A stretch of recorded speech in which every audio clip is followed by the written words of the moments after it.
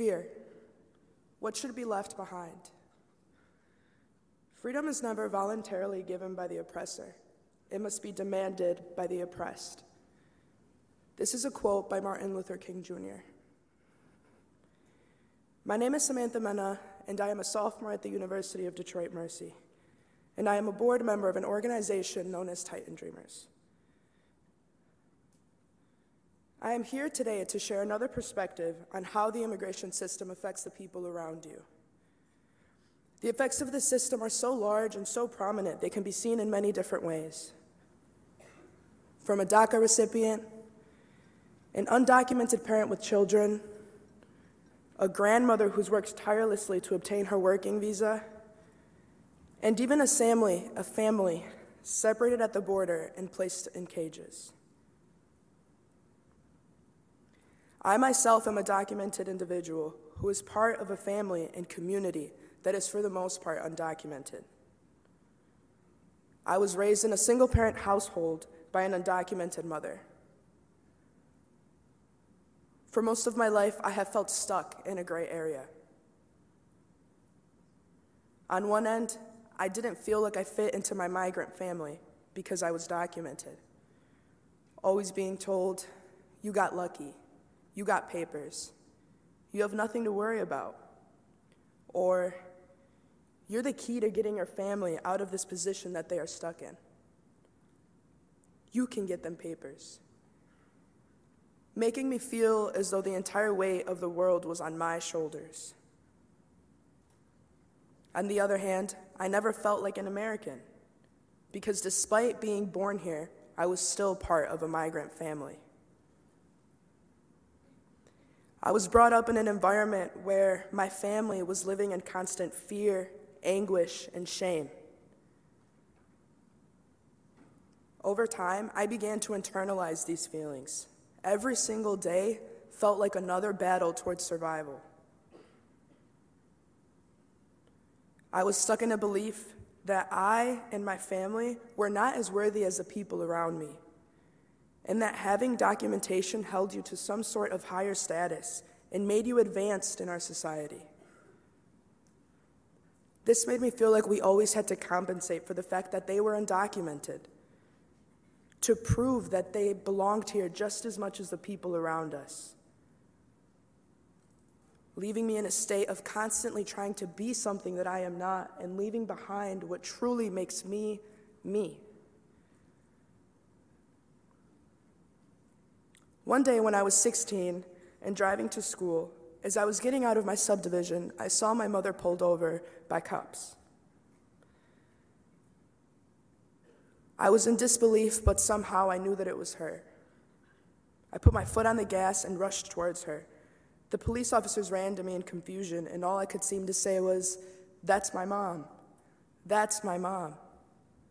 Where is my mom?" I looked at her car only to see that she was nowhere to be found. My heart and my body entered a state of panic. I had been preparing for this moment my entire life, but I never knew that it would actually come. The police officer told me that my mom was in the back of the sheriff's car and that they were on the phone with the immigration officer. I remember freezing in that moment. I didn't know what to say, I didn't know what to do, I didn't know what my next move was. I began to cry like a little girl that simply wanted to see her mom. The sheriff looked at me and said, "Listen, I don't want to do this. I don't want to separate your family. I'm just doing my job."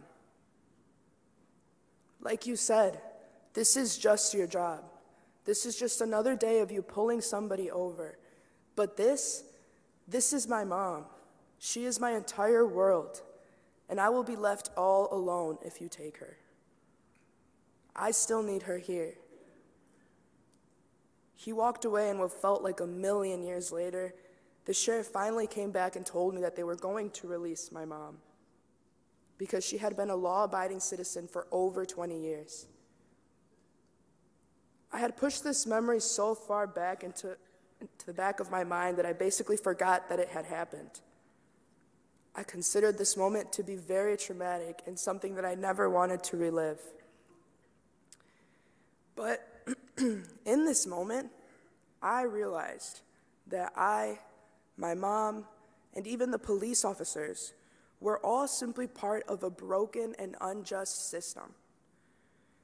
On a very small scale, the police officer and I worked towards breaking the cycle that this system has created. I was vulnerable by sharing my family's story with the cop, and as a result, they released my mom. This made me feel strong and like my voice mattered. Leaving the fear that has been cultivated in me behind and moving from a state of anguish and fight or flight to one of perseverance and empowerment. This moment truly changed my life. Moving forward, I made it my goal to no longer stand in the shadows. I decided to step out of fear and into courage. I chose to stand up for not only my people, but the people around me who were also facing oppression. I participated in multiple protests and rallies for the Black Lives Matter movement and did the best I could to be an ally. My family was, of course, terrified that I would ever put myself in harm's way because this didn't affect me. My mom was scared that I would get hurt or persecuted and that would then cause our family to be persecuted. My family was still standing in fear. To this, I said, if we were all to think and feel this way, there would be no one left. If we do not stand alongside them and don't fight for the injustices they are facing, we cannot expect them to stand alongside us. We are all one human race sharing one home. There is not an us versus a them. If there is prejudice, injustice, hate, or persecution against one group of people, we must take it as if it is happening to all of us. If today we turn a blind eye against them, we cannot expect them to not turn a blind eye against us. Today, my mother is proud of who I am, and she also stands in empowerment by knowing that her story is helping change the world into a better place, that our story has made me want to help those around me. I never realized how much my mother's documentation status truly affected me until I began to attend the University of Detroit Mercy. My first semester at the university, a $4,000 scholarship was pulled from my funds due to my mom's status. At this moment was when I realized I had had enough. I wasn't going to let the immigration system hinder my education or myself any more than it already had. I decided to accept my invitation to become a part of Titan Dreamers and began my path towards immigration activism. My mom is undocumented, but she is also worth fighting for. She is worthy of dignity and justice, just like every single person sitting in this room. Yo he salido de mi estado de miedo y estoy peleando para hundir estos sistemas de opresión.